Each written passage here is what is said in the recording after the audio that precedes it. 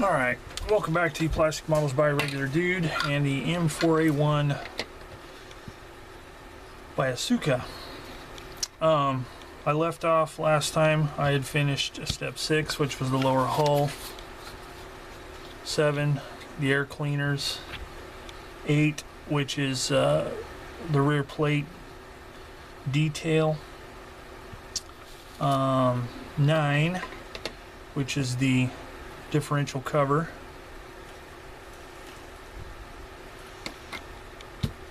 And this part of 9, which is the fenders. So with that, let's have all that set aside till it is ready to be worked on. And that concludes the first portion of the multi-part weird instructions. So next, moving on to step 10, which is the upper hull. Now the upper hull, I've already got the most of the contact points, the sprue gates off. I left this one here. I just wanted to reiterate the fact that it is very nice that they chose to put the sprue gates on the bottom edge of this hull molding instead of on the sides like a lot of manufacturers do. So cleanup is super easy. All you gotta do is clip it from the bottom and then clean that up. As you can see here, that's all there is to it.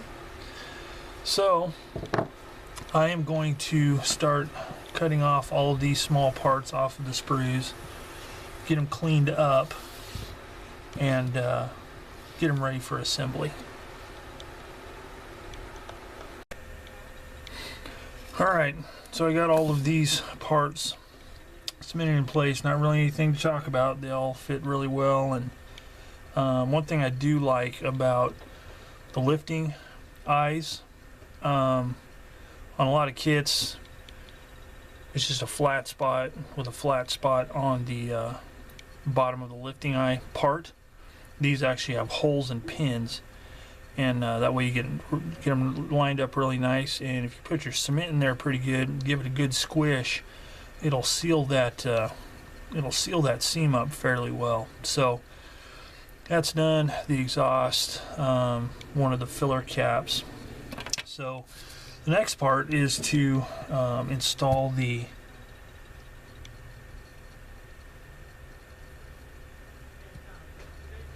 machine gun, the bow machine gun, and the differential cover and the whole top. So let's take a look and see how this stuff fits together. So we got this here.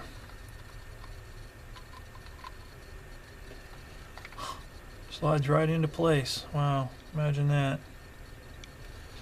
And then this fits just like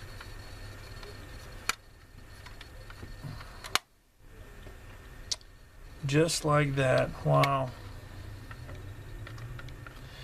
excelente. But before I glue all that together, I have to put the machine gun in, so I'm going to cut those parts off and get those ready.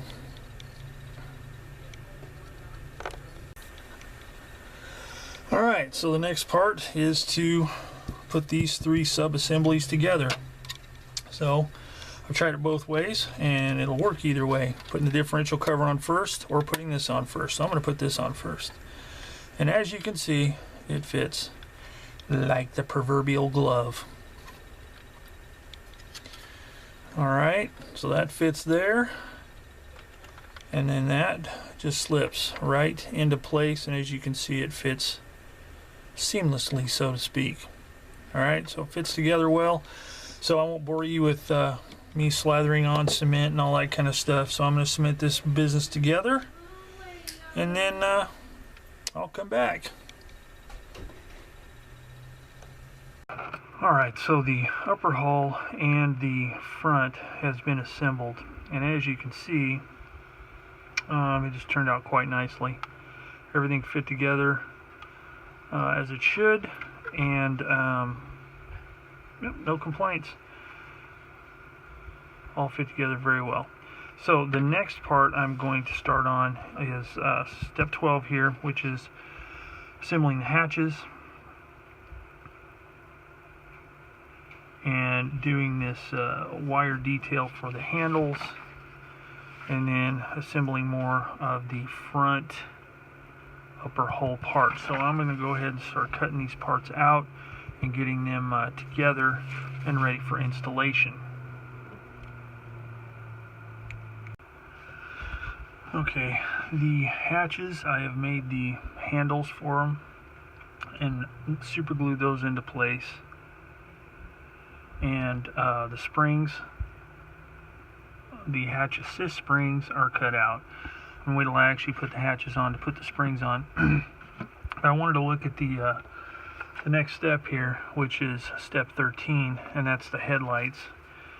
So I cut those from the sprue, and one thing I got to note is that Asuka was pretty smart in the way that they molded these things. Generally, there's an attachment point on the side, and you know, it's easy to clean up and stuff, but there is like a little bit of ridge detail on the edge where the retainer ring for the lens is on top of this, and there should be a faint seam around there. And sometimes, or oftentimes, when that little sprue gate is there and you try and clean it up, you rub that detail away, and it can be annoying. So that's just a nice thing about the way they attach that, and it's just cleanly molded stuff, no seam lines, anything like that. So with that in mind, I'm going to glue the parts on. Now it shows to paint the inside silver and then glue in the lens. That's one of the last things I do whenever I build one of these kits. So I'm not going to do any of that painting right now or attach the clear part. I'm just going to glue those into place. Another nice little detail here, and I didn't even know about this till recently, but on, let's see,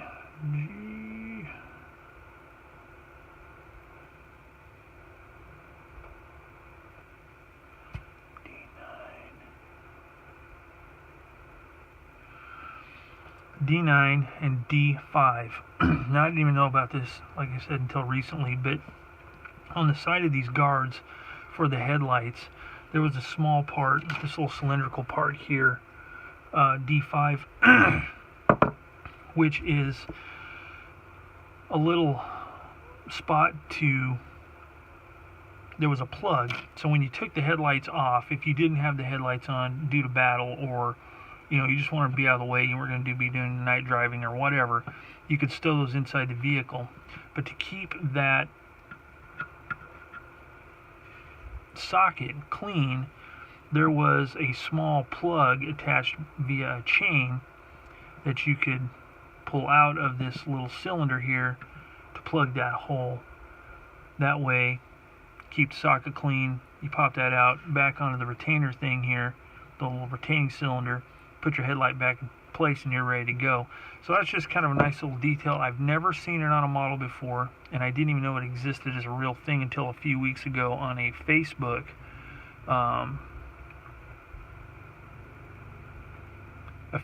group that specializes in Sherman. So just a little note there of some cool stuff. So I'm going to assemble these little small parts and start putting them on the hull along with the fenders, and then come back and see what we've got.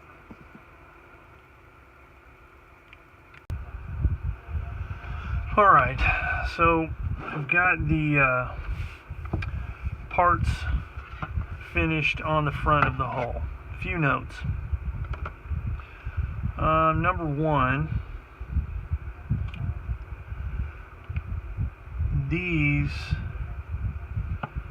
small pieces right here, they're very small, but they add a lot in that hinge area there. That was open, and instead of having the piece molded on here, it's a separate piece, so it looks really good. I like the way it turns out.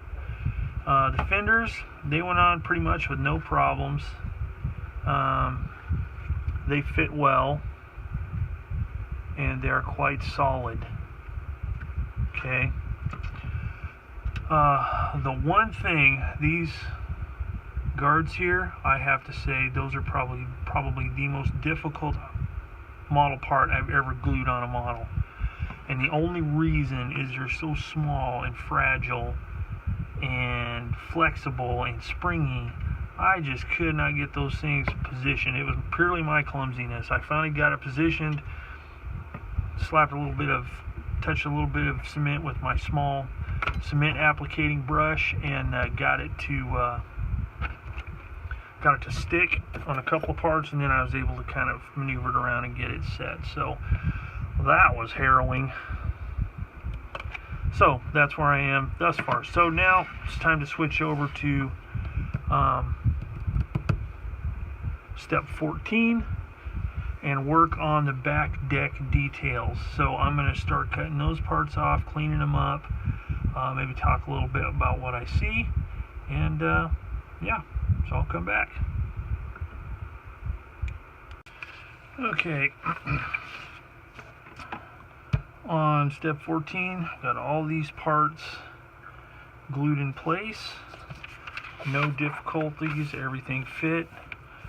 Completed step 15, which is the upper hull right rear segment with all the tools, and those are all in place. An interesting note here on the instructions says hull accessories painting guide. American hull accessories were basically olive drab. Even when painted, the paint usually came off showing olive drab or base material. So that's kind of interesting. I'm going to do a little research on that and questions, so I'll know what to do as far as painting. So the next step, step 16, is the horn, which goes on the front fender, left front fender, and installing all of the suspension components.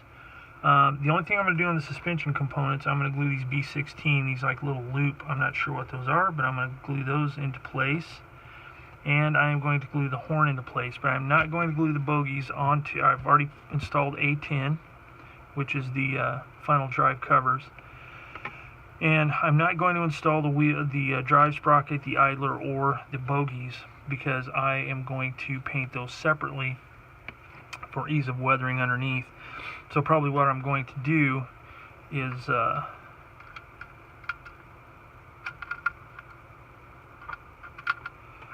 I'm going to tape these portions off where the cement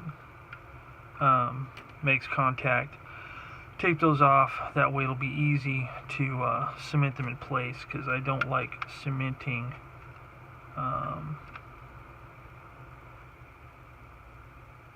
through paint. It just doesn't seem to hold that well. So I'm going to do that, and then I